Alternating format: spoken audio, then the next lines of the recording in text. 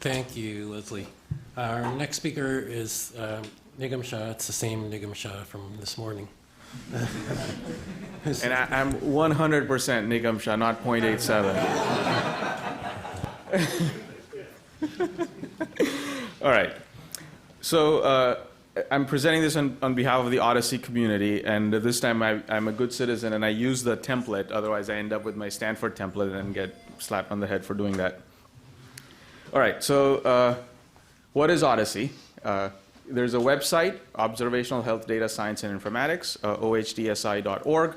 It's a group of investigators, mostly researchers, led by George Hripsack and David Madigan, headquartered at Columbia. And pharmaceutical companies are involved, other academics are involved, and towards the end I have a list of sort of the main troublemakers. We do three things. We build tools that are openly available. If you actually go to the Odyssey website, you can get a preview of the tools on a synthetic data set so that you can decide for yourself whether you like those tools. We then build methods that I will give you a preview of. And then underneath that is a data network of mostly volunteers. And here's a snapshot of where they come from. It's about 94 sites as of a couple of days ago. Not everybody participates in every study. But if everybody did participate in a study, then you would be looking at 650 million individuals worth of data. Obviously, it's beyond the US. And so on the tools front, I'm highlighting two of them just to give you a flavor. I completely agree with what Leslie was saying. Data quality is one of the most important things when you're dealing with such large data sets. So this tool that I'm showing you a screenshot of is called Achilles. Everything in Odyssey, by the way, has some Greek nomenclature. And so there's also a piece of code that runs with it, which is called Achilles heel. And so Achilles tells you what's in your data. So I'm just showing you one report out of it, just showing you the distribution of people in this synthetic data set and gender and race breakdown and so on. Of course, this is synthetic, so none of it is real. And you can create all sorts of reports programmatically or in a web interface.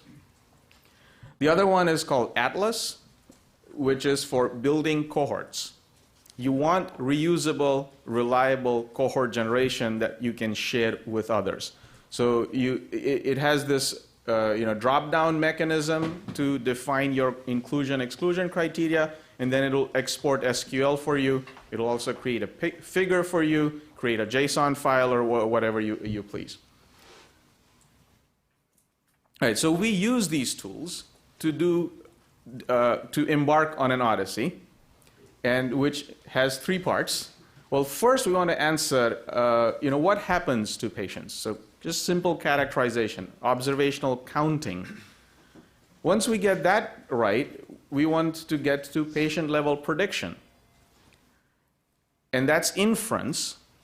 And then the third piece, if we are still alive till then, is to do a population-level effect estimation or causal inference. And of course, there's a strong interplay between patient-level inference and population-level inference. Turns out patient-level inference actually is a little bit easier to do because you can have a black box predictor that you don't have to explain. So I'll start with the clinical characterization. So the first study we did came out in the Proceedings of the National Academy of Sciences early 2016. And the questions we asked were to look at three diseases: hypertension, depression, and diabetes, and ask what drugs do people actually get. So what we're looking at here are the results of drug prescriptions for diabetes. The circles, the inner one, tells you the first drug people get. The second is the second, third, fourth. We went all the way till 20. The color tells you which drug. So here we see that about 75.5% people worldwide are getting metformin as their first-line treatment, which is what the guidelines recommend. The remainder get a bunch of other drugs, relatively trivial to actually predict that you're not going to get metformin. Poor renal function, strong predictor for getting something else, just as you would expect. And then we did similar things for hypertension and depression. And then that's out. And then three research groups separately are following up on each of those, and I'll give you some vignettes from that. So at Stanford, we said, okay, so it's great you're getting metformin or something else, so what? And so if you're getting a single drug, what we just plotted the rate at which your glycosylated hemoglobin comes down if monotherapy works for you, as in you stay on that single drug. And if monotherapy works for you, it doesn't matter what you get, life is good. The rate at which your A1C will fall is about the same. But then a few people will end up going to these other secondary drugs. Turns out there's 34 times we tried, not we as in Odyssey, as a community, and in a meta-analysis that was just out in JAMA, there's still no clear recommendation as to what is a good second-line drug. So at Stanford, we're pursuing that path, and then I'll jump over to the other one in a second as well. So we said, okay, if you start with metformin and then go to glipizide versus you go to pioglitazone, or you start with metformin, go to sitagliptin versus glipizide, or sitagliptin versus pioglitazone, can I say something useful? So based on one academic medical center's data, it would appear that your hazard ratio of your A1C coming down is better if you go from metformin to sitagliptin if you start out with a very high A1C. Actually, if you're 7.5 or below, doesn't really matter, take whatever. So in some sense, what we're doing might be valid.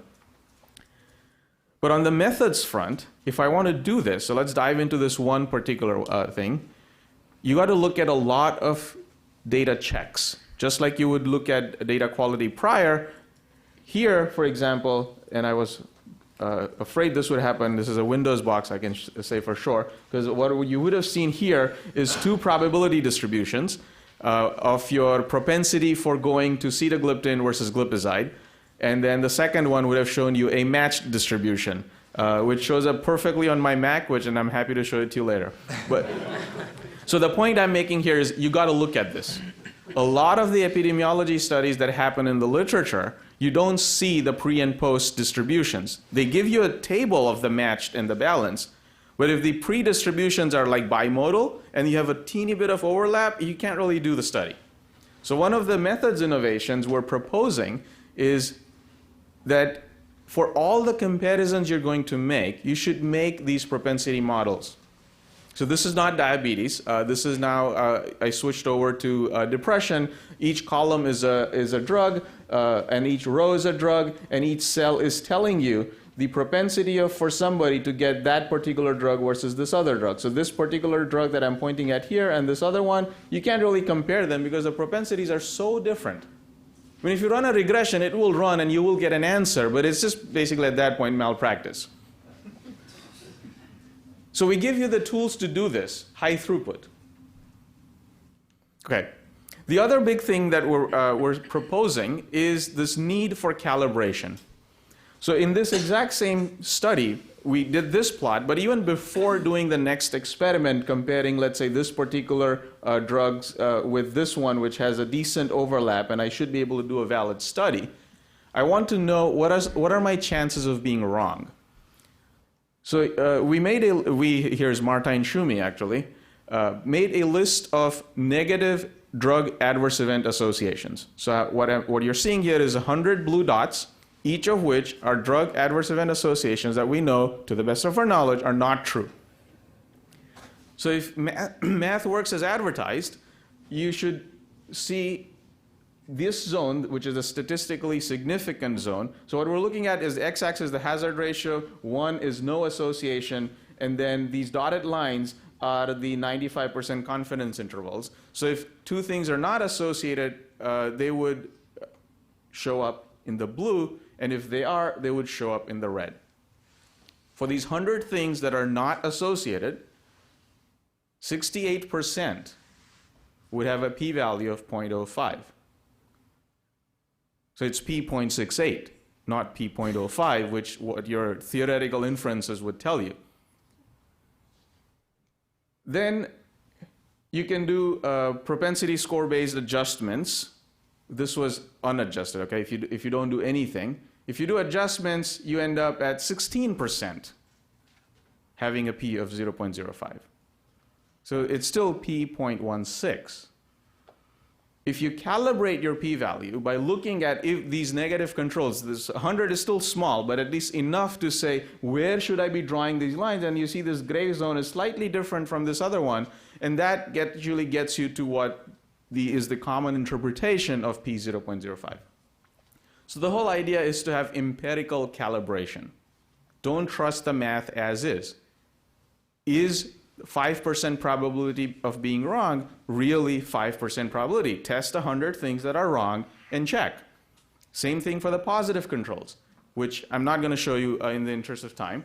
So the summary recommendations, and we provide tools for all of these, is evidence generation, is the things that will show up here. And so at this point, I'll state the mission of OHDSI. The mission is to generate awesome evidence. And I purposefully distilled it to 2 words. There's a longer version on the website. So first, produce standard diagnostics. Propensity score distributions, covariate balances. I showed you a screenshot of that and 2 failed screenshots of that.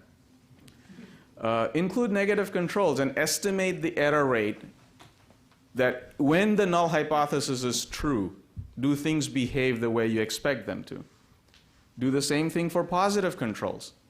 Inject signals where the association is stronger than 1, and see how often are you able to recover that. And then calibrate both your p-values and your confidence intervals so that when you interpret the data, you interpret it right. If you do all of that, you can actually test all drugs against all adverse events associations. In this particular case, we're testing the psychiatry drugs against the 22 adverse events that are they're known to be associated with. And then when you do the calibration and all of that correctly, 11% of exposure outcome pairs have a calibrated p-value of 0.05. If you don't do that, this is what happens. Now, this is not a simulation. The picture you're looking at is 29,000, about 30,000 estimates from about 11,000 papers that Martijn text mined, and we just plotted them out. And it's kind of interesting to see that just below this red line, there's all of these associations barely hanging there in the zone of near significance, when really they should have been in the inside of this cone, and they're really insignificant. So if you do your calibration, that's what you get. If you don't, that's what you get. Can't really do one study at a time if you want to do real-world evidence on really large data sets. We would be systematically fooling ourselves. So 85% exposure outcome pairs have a p of 0.05 when you just get it that way. So the place where we want to end up is that if you have a clinical evidence and there's an RCT-based evidence, go ahead and use it. If not, let's attempt evidence generation. That's what I'm showing by this little circle here. And by all of those diagnostic characteristics, if we have a large enough cohort, yes, then we can give you practice-based evidence. Otherwise, keep doing what you're doing. But if we attempt this in a systematic way as a community, we can track how often is this need for evidence getting invoked by providers, by patients, by regulators. And then that gives you this priority list of things where we need to do point-of-care randomization and generate better high-quality evidence. So here's the community. This is a picture from one of our symposiums, the first one. George and David and Patrick and Martijn are sort of the main people driving forces. And then these 3 and myself, the 4 of us, kind of tag along and do what we're told to do. And then the rest of the community that they develop tools. It's mostly a volunteer effort. Everyone has their own funding in some form or fashion. There's no large center grant funding this initiative. And with that, I'll stop.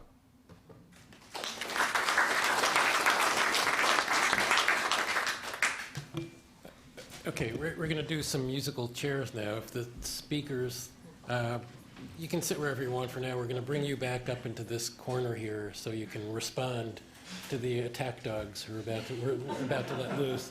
So if the people, the reaction panel can come up. No, I'll introduce you in